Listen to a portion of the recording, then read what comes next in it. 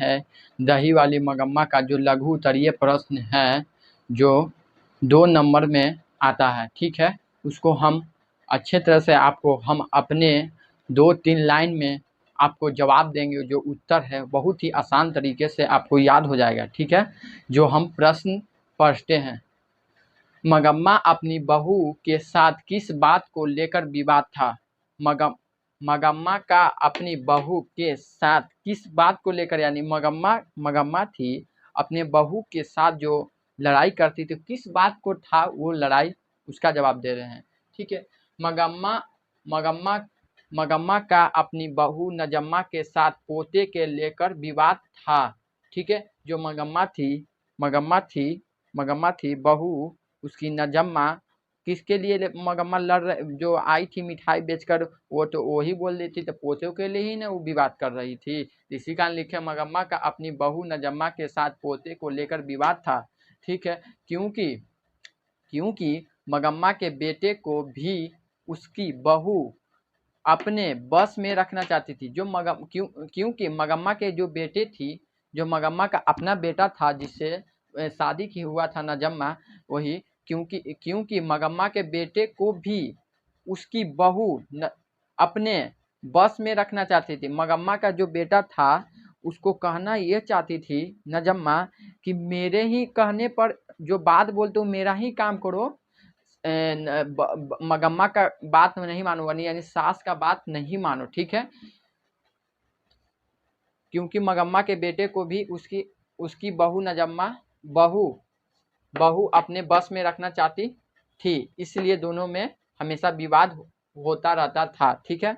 वो दोनों इसीलिए हमेशा विवाद होता है। एक बार और फिर से बताए एकदम तुरंत, मगम्मा का अपनी बहू नजम्मा के साथ पोते को लेकर विवाद था, क्योंकि मगम्मा के बेटे को भी उसकी बहू अपने बस में रखना चाहती थी, इसलिए दोनों में हमेशा विवाद होते रहता था, ठीक है। ये तो बता दिए आपको, वो हमेशा लड़ती झगड़ती रहती थी, वो दोनों में विवाद होते रहता था। अब दूसरे नंबर, रंगप्पा कौन था और मगम्मा से क्या चाहता था। एक जुआरी था, उसका ही नाम था रंगप्पा, ठीक है। वो जुआरी था जो उसका ही नाम था रंगप्पा। रंगप्पा कौन था और वो मगम्मा से क्या चाहता था, तो हम लिखे हैं रंगप्पा मगम्मा के गांव का एक जुआरी व्यक्ति था जो पैसे कर्ज मांगने के लिए मगम्मा के पीछे पड़ गया था। जो रंगप्पा था एक जुआरी व्यक्ति था, ऐसे भी लिख सकेगा, ऐसे क्वेश्चन पढ़िएगा, रंगप्पा कौन था और मगम्मा से क्या चाहता था। रंगप्पा एक जुआरी व्यक्ति था जो मगम्मा के पीछे पैसे के लिए पीछा पड़ गया था। अपने मन से भी क्वेश्चन से लिख सकते हैं, हम अपने भाषा में लिखे हैं, ठीक है। अब तीसरे नंबर प्रश्न पर आते हैं, या तीसरा नंबर छूट गया है, ठीक है। बहू ने सास को मनाने के लिए कौन सा तरीका अपनाया था। यानी बहू थी सास को मनाने के लिए, बहू ने सास को मनाने के लिए, नजम्मा अपने सास को मनाने के लिए कौन सा तरीका अपनाया था, ठीक है। तो यहाँ लिखे हम कि नजम्मा अपनी सास को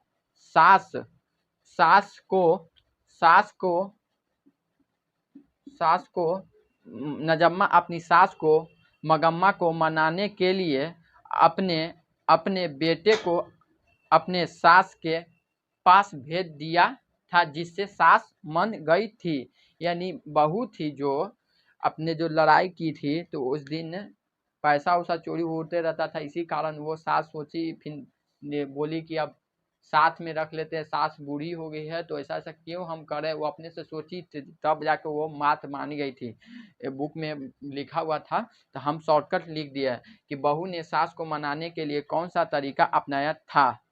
तो हम लिखे हैं कि नजम्मा अपनी सास को नजम्मा अपनी सास को मगम्मा को मनाने के लिए अपने बेटे को अपने सास के पास भेज दिया, जिससे सास मन गई थी, ठीक है। जिससे सास, प्रश्न पर आते हैं। जो प्रश्न है, इस कहानी का कथावाचक कौन है और इसका परिचय दीजिए। यानी जो दही वाली कहानी है, इस कहानी का कथावाचक कौन है और इसका परिचय बताना है। तो हम लिखे हैं कि इस कहानी का कथावाचक मस्तिष्क बेकेट अधिग्यार जिसका जिसका जन्म 6 जून 1891 ईस्वी को कर्नाटक के कोलार में हुआ था। वह कन्नड़ साहित्य को एक सर्वाधिक प्रतिष्ठित रचनाकारों में से एक है। उनका कविता, नाटक, आलोचना, जीवन चरित्र आदि सभी में से महत्वपूर्ण योगदान है।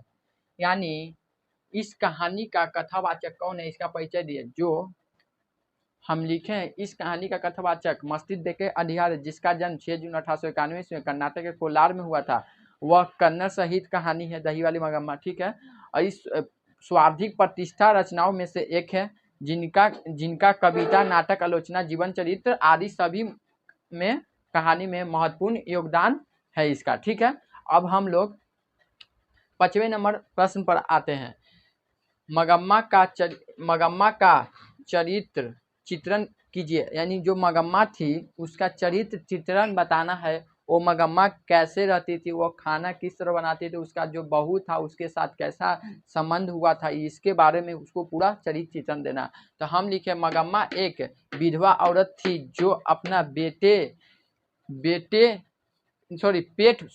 पेट पालन के लिए बेंगलोर शहर में दही बेचने जाती थी। मगम्मा के साथ एक बेटा, एक बहू और एक पोता भी था। मगम्मा की अपनी बहू नजम्मा के साथ अच्छा संबंध नहीं थे। यानी उसकी बहू नजम्मा के था, वो उसको अच्छा नहीं मानती थी। उसकी बहू मगम्मा को देखना नहीं चाहती थी, ठीक है। इसी कारण लिखे हम, वे दोनों में मगम्मा के बेटे पर अपने अधिकार को लेकर लड़ते रहे। जो मगम्मा का बेटा था और नजम्मा थी, अपने अधिकार को लेकर दोनों में लड़ते झगड़ते रहती थी, ठीक ना। ये पूरा क्वेश्चन आंसर आपको हम बताए हैं। वो एग्जाम में जो 5 ठो हम प्रश्न बताए, 5 ठो में से 2 प्रश्न तो निश्चित ही वो आने के लिए रहता है। आप लोग कहानी पढ़े होंगे, हम कहानी का वीडियो डाले हैं, उसके माध्यम से आपको क्वेश्चन आंसर याद करने की भी जरूरत नहीं होगी। वो सुन लीजिएगा बेटा, एक बार पढ़ लीजिएगा तो और अच्छे तरह से आपको याद हो जाएगा। और हम इस बात यह कहेंगे कि इस तरह का वीडियो लेने के लिए मेरे चैनल को सब्सक्राइब कीजिएगा और लाइक कीजिएगा। और इसके बाद हम दूसरा कहानी पढ़ाएंगे, वो है दहते विश्वास। फिर वो उसको हम बढ़िया से पढ़ाएंगे, आप लोग को यूट्यूब पर वीडियो डालेंगे। अभी हम पूरा फ्री कंटेंट में हम पढ़ाएंगे, उससे कोई PDF कोई अथी नहीं चार्ज है मेरा, ठीक है। धन्यवाद दोस्तों।